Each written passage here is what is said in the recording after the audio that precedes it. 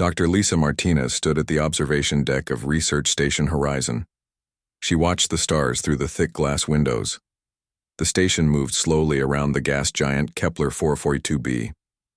The planet was huge and blue-green with swirling clouds. Lisa had been waiting for this day for 3 years. Today was the day humans would meet the Vilethani face-to-face for the first time. Lisa checked her watch. The alien ship would arrive in 20 minutes. She felt nervous but excited. As the head of the xenobiology team, she would be one of the first humans to talk with these strange beings. The doors behind her opened with a soft hiss. Jake Bennett walked in carrying a tablet computer. He was tall with brown hair and kind eyes. Jake worked as a cultural anthropologist. His job was to understand how different groups of people lived and thought. "Are you ready for this?" Jake asked. He stood next to Lisa at the window. "I think so," Lisa said. "We have studied their language for months. Our computers can translate their words now. But I still feel nervous." Jake nodded. "Me too. We know so little about them. They are so different from us." The Vilethani came from a planet with heavy gravity. This made them much bigger and stronger than humans. Their bodies were made of something like living crystal. They could glow with different colors to show their feelings. The smallest adult, Vilethani, was 12 feet tall. The biggest ones were 20 feet tall. Captain Amy Rodriguez entered the observation deck. She was a short woman with gray hair and sharp eyes. Amy had been in space for 15 years. She commanded the research station. "The alien ship just appeared on our sensors," Amy said. "It will dock in 10 minutes. Are your teams ready?" "Yes," Lisa said. "Dr. Cooper has the medical bay prepared. We do not know if they need special air or temperature." "Good," Amy said. "Jake, is your translation system working?" Jake held up his tablet. "Yes. The computer has learned their basic language from the radio messages. It should work for simple talk." The 3 humans walked to the docking bay. Other crew members were already there. Ryan Cooper stood near the medical equipment. He was the chief engineer but also knew about alien biology. Kelly Foster waited by the communication devices. She was young with red hair and green eyes. The docking bay was large and white. Bright lights hung from the ceiling. The humans had set up tables with food and water. They wanted to show the aliens that they were friendly. A loud sound came through the walls. It was the alien ship connecting to their station. Green lights flashed on the control panel. The docking was complete. "Here we go," Amy said quietly. The airlock door began to open slowly. White mist came out as the air mixed between the 2 ships. The humans held their breath. A huge shadow appeared in the doorway. Then the first Vilethani stepped into the docking bay. Lisa gasped. She had seen pictures, but this was different. The alien was massive. It stood 14 feet tall. Its body looked like it was made of purple and blue crystal. Light moved under its skin like slow lightning. The Vilethani had 4 arms and 2 legs. Its head was long, with large silver eyes. "Welcome," Amy said in a clear voice. The computer tablet made sounds in the Vilethani language. The alien's crystal skin began to glow brighter. Patterns of light moved across its body. The computer voice said, "Greetings, small warm ones. I am Zixthera of the Vilethani. I speak for my people." Jake watched the light patterns on Zixthera's skin. He had studied what little they knew about Vilethani body language. The colors seemed wrong somehow. They were too dim and moved too slowly. "I am Captain Amy Rodriguez," Amy said. "These are my crew members. We are happy to meet you." Zixthera's head moved down and up. This was how the Vilethani said yes. "Your small station is well made. We did not expect such skill from your young species." Lisa stepped forward. "Would you like to see our research labs? We have learned much about your home star system. That would please me," Zixthera said through the computer voice. As they walked through the station, Jake noticed that Zixthera moved very carefully. The alien was much too big for the hallways. It had to bend down and turn sideways to fit through doors. The other humans stared as they passed. None of them had ever seen anything so large and strange. They reached the main research lab. Lisa showed Zixathera the star maps and planetary data. The alien seemed interested, but the light patterns on its skin stayed dim and slow. "Your people must be proud to send you as their speaker," Jake said. The lights on Zixathera's skin flickered and went even dimmer. "I was chosen because I am not needed for more important work." Jake frowned. There was something sad in the way the computer voice spoke those words. "What kind of important work?" Lisa asked. Zixathera was quiet for a long moment. The crystal skin barely glowed at all now. "The work of continuing our species. The work of creating new life. I am too large for such things." The humans looked at each other. They did not understand what this meant. "Too large?" Amy asked gently. "Yes," Zixathera said. "Our breeding chambers can only hold those who are 8 feet tall or smaller. I am 14 feet tall. I cannot create offspring. My society has no need for me except to speak to aliens like you." Jake felt a chill run down his back. In Zixathera's voice, he heard something he recognized. It was the sound of someone who believed they were worthless. The lights on the alien skin were now so dim they could barely be seen. Zixathera stood in the middle of the human research lab, alone and sad despite being surrounded by new friends. Lisa reached out slowly and touched one of Zixathera's crystal arms. It felt warm and smooth. "We are glad you came to speak with us," she said. "We want to learn from you." "And we want to learn from your people too," Jake added. "Size does not matter to us. We think you are amazing." Zixathera's skin began to glow just a little brighter. "You are kind, small, warm ones, but you do not understand our ways. In my world, those who cannot breed have no value." Jake looked at Lisa and Amy. He could see the same thought in their eyes. These aliens had very different ideas about what made life worth living, and maybe, just maybe, the humans could show them a different way to think about it. 3 days had passed since Zixathera arrived at the research station. Jake Bennett had been chosen to spend the most time with the alien visitor. His job was to learn about Vailthani culture and help Zixathera understand human ways. Jake found the alien in the special room they had prepared. The ceiling was 20 feet high so Zixathera could stand up straight. The furniture was made extra strong to hold the alien's weight. Zixathera sat on a large metal chair. The crystal skin glowed very dimly with blue and purple light. Jake had learned that these colors meant sadness among the Vailthani people. "Good morning, Zixathera," Jake said. He carried 2 cups of coffee and offered one to the alien. "I cannot drink your warm liquid," Zixathera said through the computer translator. "But I thank you for the kindness." Jake sat down across from the alien. "How are you feeling today?" The lights under Zixathera's skin became even dimmer. "I received a message from my home world last night. The Council of Progenitors asked about my mission here." "What did you tell them?" "I told them that humans are strange but not dangerous. Your bodies are soft and weak but your minds are quick. You build good machines despite your small size." Jake smiled. "Thank you. What else did they want to know?" Zixathera's crystal body made a sound like wind through caves. Jake had learned this was how the Vailthani sighed. "They asked when I would return home. They said my breeding group needs the space I am using." "Your breeding group?" "Yes. Every Vailthani belongs to a breeding group. Those who can reproduce live together and work together. They share resources and make decisions together. Those like me..." Zixathera paused. "Those like me live alone." Jake felt his heart hurt for the alien. "That sounds very lonely." "Lonely is not a word my people use. We have duty. We have purpose.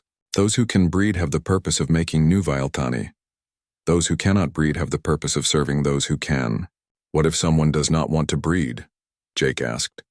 "What if they want to do something else with their life?" The lights on Zixathera's skin flickered in confusion. "I do not understand. Why would someone not want to continue our species? That is the most important thing any being can do." Jake thought carefully about his next words. On Earth, many humans choose not to have children. They find happiness in other ways. What other ways? Zixthera asked. The alien leaned forward, interested. Well, Jake said, some humans become artists. They make beautiful paintings or music.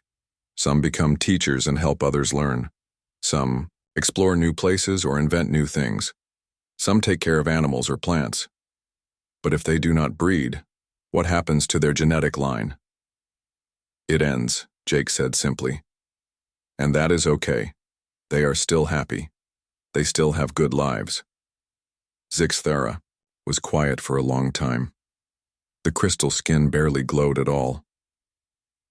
This is very hard for me to understand. In my world, a genetic line that ends is a failure. The individual has failed their species. The door to the room opened. Captain Amy Rodriguez entered with Dr. Lisa Martinez and Kelly Foster. I hope we are not interrupting, Amy said. Not at all, Jake replied. We were just talking about different ways to find meaning in life. Lisa sat down near Zixthera. I heard part of your conversation. Would you like to know more about how humans think about life? Zixthera's skin glowed slightly brighter. Yes, your ideas are strange but interesting, Amy smiled. Kelly, why don't you start? Tell Zixthera about your life choices. Kelly was only 25 years old. She had joined the space program right after college. I never want to have children, she said. I want to explore space and talk to aliens like you. Having children would make that impossible. But you will die alone, Zixthera said. No one will carry on your family name or your genetic code. Maybe, Kelly said. But I will die happy because I did what I loved. And the things I discover might help all humans, not just my own family. Lisa spoke next. I am 40 years old. I could have had children, but I chose to study alien life instead. The knowledge I gain helps all of humanity understand the universe better. And I am 53, Amy said. I did have a daughter, but she chose not to have children. She became a doctor and saves lives every day. I am very proud of her choice. Zixthera's lights flickered in confusion. Your daughter chose not to continue your genetic line and you are proud? Yes, Amy said firmly, because she is helping others. She makes the world better. That is more important to me than having grandchildren. Jake watched Zixthera process this information. The alien's skin colors shifted slowly from blue and purple to a light green. Jake had learned that green meant curiosity. On my world, Zixthera said slowly. Those who cannot breed are given simple jobs. We clean the breeding facilities. We move heavy things. We guard the borders. We are not trusted with important work because we have already failed at the most important job. What job would you choose if you could do anything? Lisa asked. The green lights on Zixthera's skin grew brighter. I have always wanted to study the old ruins on distant planets. My people built cities on many worlds long ago, but no one remembers why they were abandoned. The council says this knowledge is not important. That sounds fascinating, Jake said. On Earth, we call people who study old civilizations archaeologists. They are very respected. You respect those who study dead things? Of course, Lisa said. Understanding the past helps us make better choices in the future. It is very important work. Ryan Cooper entered the room carrying a tablet computer. Sorry to interrupt, but we have a problem with the power systems. The quantum generators are acting strange. Amy frowned. How strange? The power flow keeps changing in patterns I have never seen. It is not dangerous yet, but I cannot figure out what is causing it. Zixthera stood up suddenly. The alien's skin began to glow bright yellow and orange. May I see this power system? Ryan looked surprised. Sure, but it is very complex human technology. I understand power flow, Zixthera said. My people have used quantum energy for thousands of years. They all walked to the engineering section of the station. Ryan showed Zixthera the displays and readouts. The alien studied them for only a few minutes. I see the problem, Zixthera said. The computer voice sounded excited. Your quantum field generator is creating harmonics with the gravitational field of the gas planet below. The interference patterns are causing the power fluctuations. Ryan's mouth fell open. How did you figure that out so fast? Our best engineers have been working on this for weeks. My size gives me a different perspective, Zixathara said. The alien skin now glowed bright gold and white. I can see patterns that smaller beings might miss. Jake smiled. Maybe being large is not always a disadvantage. For the first time, since arriving, Zixathara's entire body glowed with warm, bright light. Perhaps you are right, small warm friend. Perhaps you are right. Jake Bennett had a plan. After seeing how happy Zixathara became when solving the power problem, he wanted to show the alien more examples of meaningful work that had nothing to do with breeding. He found Zixathara in the observation lounge, looking out at the stars. The alien's skin glowed with soft blue and green lights. Jake had learned this meant peaceful thinking. Good morning, Jake said. I have some people I want you to meet today. More humans with strange ideas about life? Zixathara asked. The computer voice sounded amused. Yes, exactly, Jake laughed. First, I want you to meet Ryan Cooper. He is our chief engineer. They walked to the engineering section. Ryan was working on a large machine that hummed quietly. His hands were covered in oil and his face was focused on his work. Ryan, Jake called, can you show Zixathara what you're doing? Ryan looked up and smiled. Sure, I am rebuilding the water recycling system. It takes dirty water and makes it clean again. Zixathara moved closer to look. This is important work? Very important, Ryan said. Without clean water, everyone on this station would die. I have spent my whole life learning how to build and fix machines that keep people alive. Do you have children? Zixathara asked. Ryan shook his head. No, I never wanted them. Taking care of machines is enough for me. Every time I fix something, I know I am helping hundreds of people live better lives. The alien's skin flickered, with green curiosity lights. Your society values this work even though you do not breed? Of course, Ryan said. Good engineers are very hard to find. My skills are rare and valuable. The government pays me well and gives me respect. Zixathara was quiet for a moment. On my world, technical work is only done by those who cannot breed. It is considered low-status work. That seems wasteful, Ryan said. The best engineers I know love their work. They do it because they enjoy solving problems, not because they have to. Next, Jake took Zixathara to Dr. Martinez's laboratory. Lisa was looking at samples under a microscope. Around her were displays showing alien plants and animals from dozens of different worlds. Lisa studies life, Jake explained. She tries to understand how different creatures live and grow. Lisa looked up from her microscope. I am studying bacteria from your home world right now. They are amazing. They can eat radiation and turn it into energy. You find our bacteria interesting? Zixathara asked. Very interesting, Lisa said. Understanding how life works on different worlds helps us learn about life everywhere.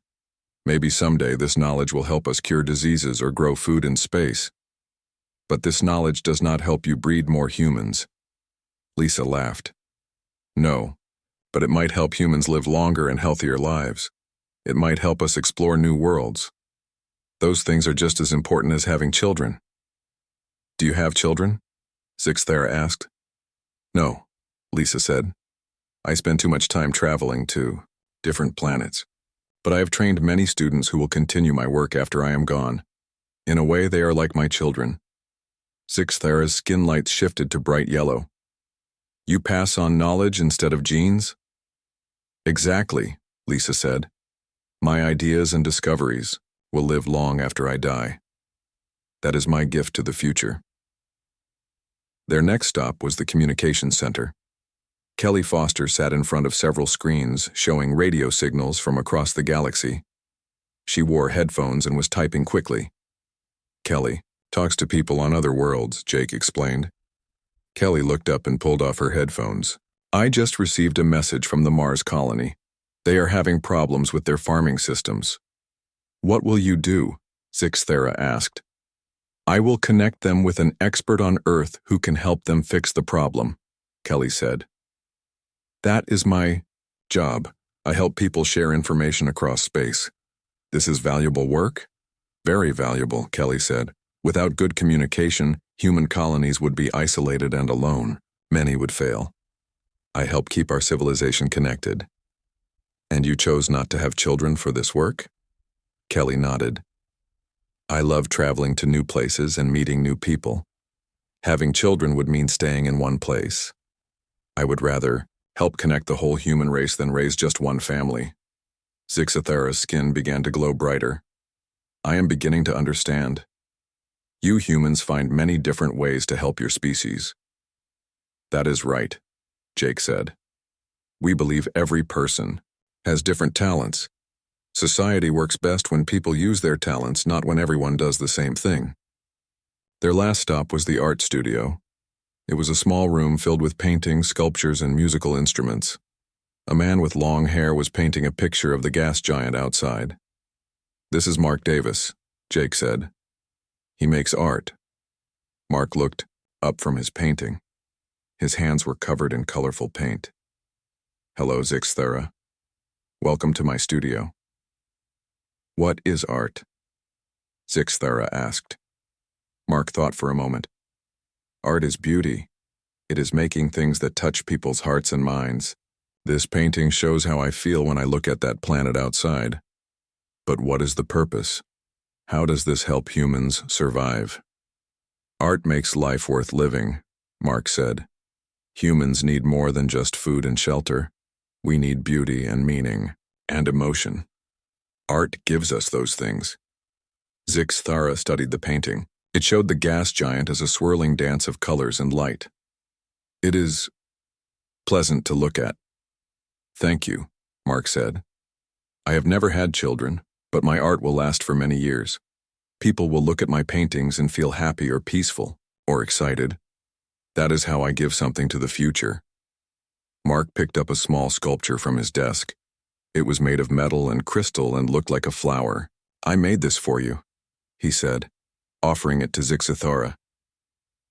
The alien took the sculpture carefully in one large crystal hand. As Zixathara held it, the sculpture caught the light and threw tiny rainbows across the walls. This is beautiful, Zixathara said. The alien's skin began to glow with colors Jake had never seen before, bright gold mixed with soft pink and white. No one has ever made something beautiful just for me. Art is a gift, Mark said. It is how humans show love and friendship to each other. They returned to the lounge where they had started. Zixthara sat down carefully, still holding the crystal sculpture. The alien's skin continued to glow with warm, happy colors. I have learned much today, Zixthara said. Your people find value in many different kinds of work. Ryan keeps you alive with his machines. Lisa helps you understand life. Kelly connects your scattered people. Mark makes your lives more beautiful. And none of them are considered failures because they do not have children, Jake added. This is very different from my world, Zixthara said. On my planet, only breeding matters. Other work is just necessary tasks for those who cannot do the important job. What if your people are wrong? Jake asked gently. What if there are many important jobs, not just one? Zixathara was quiet for a long time. The lights under the crystal skin shifted and changed as the alien thought. If that is true, Zixathara finally said, then my people have wasted many lives, including mine. It is not too late, Jake said. You could choose a different path. You could decide what kind of work makes you happy, but my people would not understand. Then maybe it is time to help them learn, Jake said. The same way you are learning now. Zixathara held up the crystal sculpture and watched the light dance through it. Perhaps you are right, small warm friend. Perhaps it is time for change. 2 weeks had passed since Zixathara arrived at the human research station. The alien had changed greatly during this time. The crystal skin now glowed with bright, warm colors most of the day. Zixathara had started helping with research projects, and had even learned to paint simple pictures. But today, everything was different. Jake found Zixathera in the communication room, standing very still. The alien's skin was completely dark except for thin lines of red light that pulsed slowly. Jake had never seen this color pattern before, but it looked like anger and fear mixed together. "What happened?" Jake asked. "I spoke with my homeworld last night," Zixathera said. The computer voice sounded flat and empty. "I told the Council of Progenitors about what I have learned here." Kelly Foster looked up from her communication equipment. "How did they react?" "They are not pleased," Zixathera said. "They say I have been contaminated by alien ideas. They say human thoughts are dangerous to our society." Jake felt his stomach drop. "What does that mean?" "It means I am no longer welcome on my home world," Zixathera said. The red lights under the crystal skin pulsed faster. "They have declared me mentally corrupted. If I return, I will be sent to the isolation colonies." "Isolation colonies?" Kelly asked.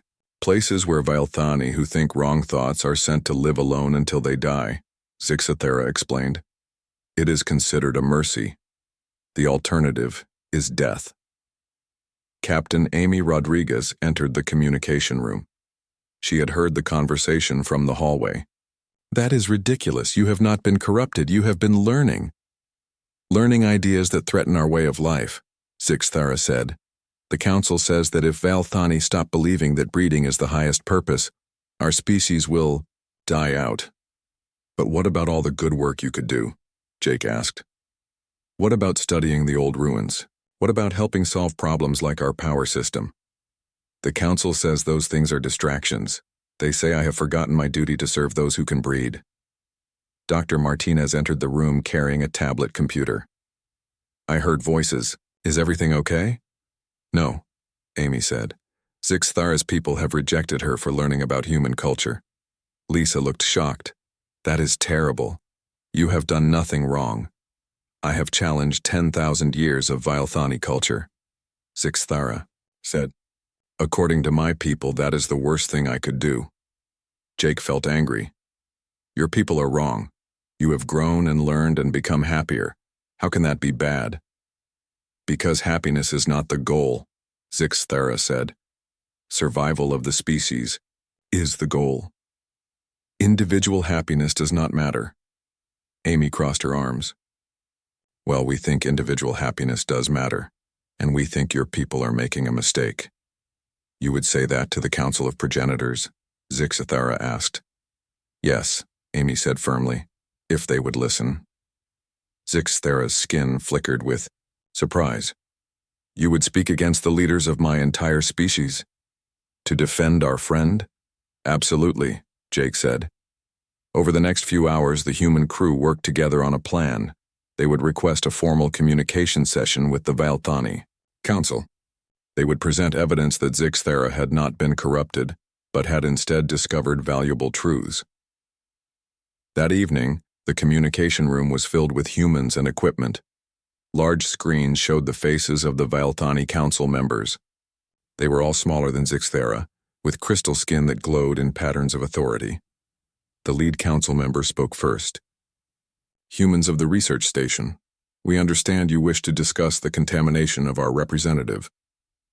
"We do not believe Zixathera has been contaminated," Amy said clearly. "We believe Zixathera has been educated.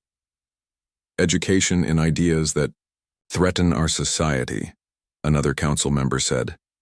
"Zixathera has told us that humans do not value reproduction. This is a dangerous concept." Jake stepped forward. "We do value reproduction, but we also value other things. We believe people should be free to choose their own purpose in life. Choice is chaos," the lead council member said. "Order comes from everyone knowing their role. Breeders breed. Non-breeders serve breeders. This system has worked for 10,000 years." Lisa moved to her computer. "May we show you some data?" "We have been studying Zixathera's capabilities during this visit." The council members looked at each other and agreed. Lisa brought up displays showing Zixathera's work on the power system problem. Zixathera solved a technical problem that our best engineers could not solve. This shows exceptional analytical ability. "Technical work is for servants," a council member said. "What if it did not have to be?" Ryan asked. He had joined the discussion. What if Zixathera's size and intelligence made her perfect for exploring dangerous places or solving complex problems? Lisa switched to another display. Zixathera has also shown great talent for understanding alien cultures. She could be a bridge between our species. We do not need bridges, the lead council member said. We need Velthani to remember their duties. Zixathera had been quiet during the discussion. Now the alien stepped forward.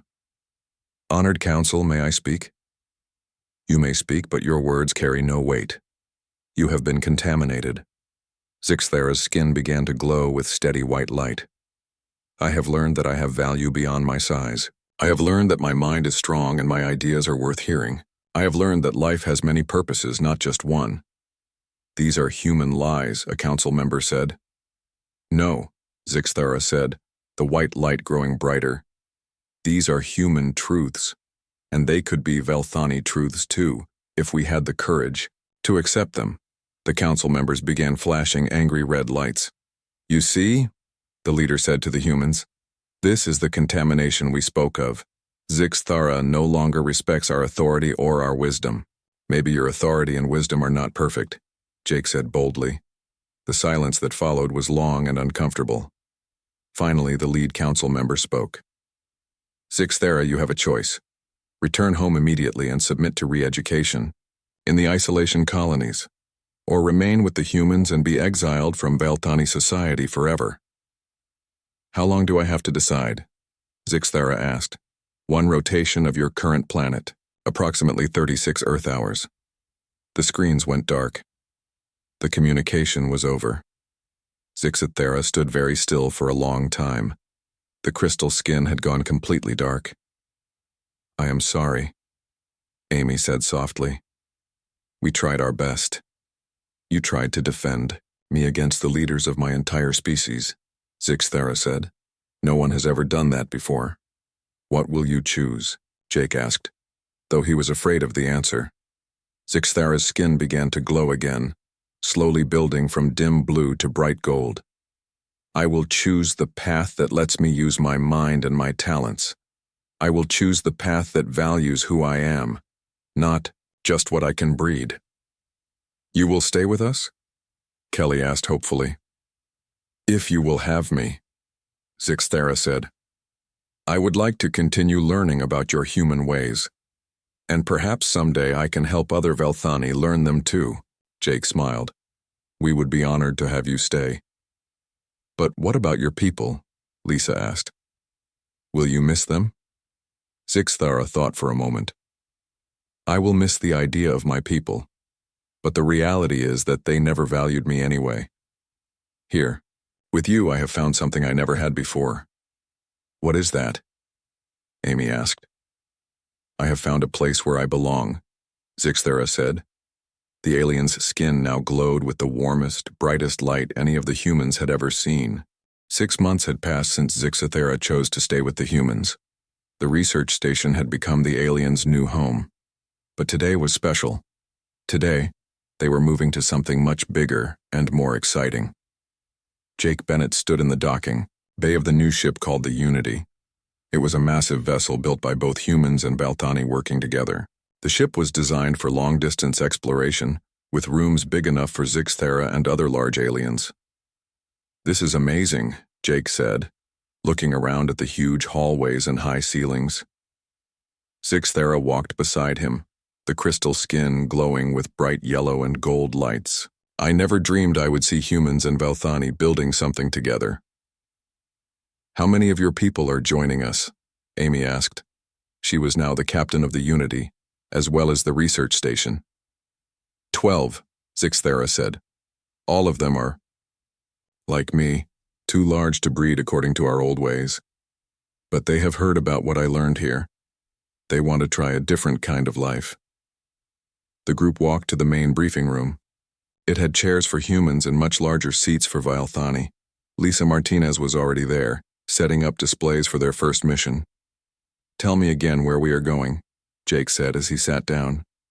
Lisa activated the main screen. It showed a distant star system with several planets. The Kepler 438 system. Long-range sensors have detected ancient ruins on the third planet. The structures are enormous, much bigger than anything humans or Valthani have built. Zixthera's skin began to pulse with excited green and blue lights. I have studied the old star charts. My people had colonies in that system 12,000 years ago. But all contact was lost suddenly. What do you think happened? Amy asked. No one knows, Zixthera said. The Council of Progenitors declared the lost colonies forbidden knowledge. They said it was not important to understand the past. Well, we think it is very important, Jake said. You're going to be our lead archaeologist for this mission. Lead archaeologist? Zixthera repeated. The computer voice sounded amazed. You know more about ancient Valthani culture than anyone, Lisa explained. And your size will be perfect for exploring those large structures. You are the best qualified person for the job. Zixthera was quiet for a moment. 6 months ago, I believed I was worthless because I could not breed. Now you are telling me I am the best qualified person for an important mission. That is how much your life has changed, Jake said with a smile. The doors to the briefing room opened. Kelly, Foster entered with a tablet computer. She looked excited about something. You need to see this, Kelly said. I just received a message from the Valthani homeworld. From the council? Zixthera asked. The alien's skin flickered with nervous purple lights. No, Kelly said. From a group calling themselves the New Purpose Movement. Zixthera's skin went completely white with shock. What did they say? Kelly read from her tablet. They say that more than 1,000 Valthani have heard about your choice to stay with the humans. They want to know more about human ideas of individual worth and different life purposes. 1,000? Amy asked. And growing, Kelly said. They are mostly large Valthani who cannot breed, but some smaller ones are asking questions too. They want to know why they must spend their whole lives only making children. Zixthera stood up suddenly. The alien's skin began cycling through. Bright colors. Gold, blue, green, white. Like a rainbow of emotions. This is what I hoped for but never believed could happen, Zixthera said. My people are starting to ask the same questions I asked. What did you tell them? Jake asked Kelly. I told them that Zixthera is leading an important exploration mission. I said she has found purpose and happiness by using her unique talents. How did the council react to this movement? Lisa asked. Kelly's expression became serious. They are trying to stop it. They have banned public discussions about human ideas. But the movement is growing anyway. Amy leaned back in her chair. Change is never easy, especially when it challenges old traditions. But it is happening, Zixthera said. The alien's skin now glowed with steady warm light. My choice to stay with you has shown other Valthani that there are different ways to live. Ryan Cooper entered the briefing room carrying engineering reports. Sorry I am late. The new engines are working perfectly. We can leave for Kepler 438. Anytime you are ready. How long will the journey take? Jake asked. 3 months, Ryan said. But the Unity has everything we need, full laboratories, workshops, even an art studio for Mark. An art studio? Zixthera asked. Mark Davis is coming. With us, Amy explained. He wants to paint the ancient ruins. He says art helps people understand history in ways that science cannot. I would like to try making art about the ruins too, Zixthera said. Mark has been teaching me to paint. I want to show how the ancient structures make me feel. That sounds wonderful, Lisa said. They spent the next hour planning their mission. Zixthera would lead the archaeological team. Lisa would study any signs of ancient life. Jake would document the cultural discoveries. Amy would command the ship and keep everyone safe. As the meeting ended, Jake walked with Zixthera to the observation deck. Through the large windows, they could see the research station where they had first met. Are you nervous about going so far from home? Jake asked. The Unity is my home now, Zixthera said. And all of you are my family. Even though we are so different? Zixthera's skin glowed with soft, warm colors. You humans taught me that family is not about genetics or breeding groups. Family is about people who care for each other and help each other grow. Jake smiled. You have taught us things too. You showed us that we should never judge someone by their biology. Your worth has nothing to do with your size or your ability to have children. I have been thinking about the young Vailthani back home, Zixathara said. The ones who are asking questions about their purpose in life. What about them? Someday, I want to go back. Not to live there, but to teach. I want to show them what I have learned about finding your own path in life. That sounds dangerous, Jake said. The council still considers you contaminated. Maybe, Zixathara said. But change is always dangerous. If no one takes risks, nothing ever gets better. The ship's communication system activated. Captain Rodriguez's voice came through the speakers. All crew members prepare for departure. We are beginning our journey to Kepler 438. Jake felt the ship begin to move. Through the windows, the research station slowly grew smaller. They were leaving the familiar and heading into the unknown.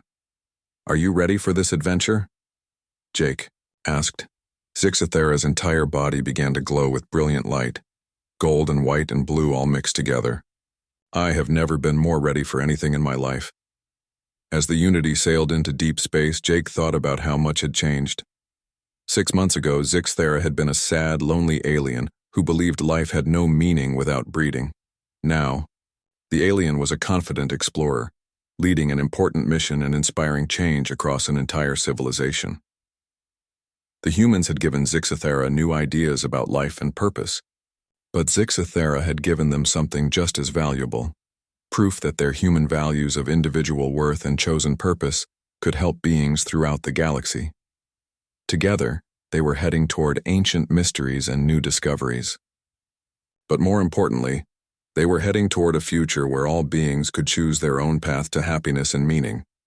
And in the cargo bay of the Unity, carefully packed away, was the small crystal sculpture that Mark had made for Zixathara on that first day. It would travel with them to distant worlds, a symbol of friendship across the stars and proof that beauty and love could bloom anywhere, regardless of species or size or the ability to breed. The adventure was just beginning.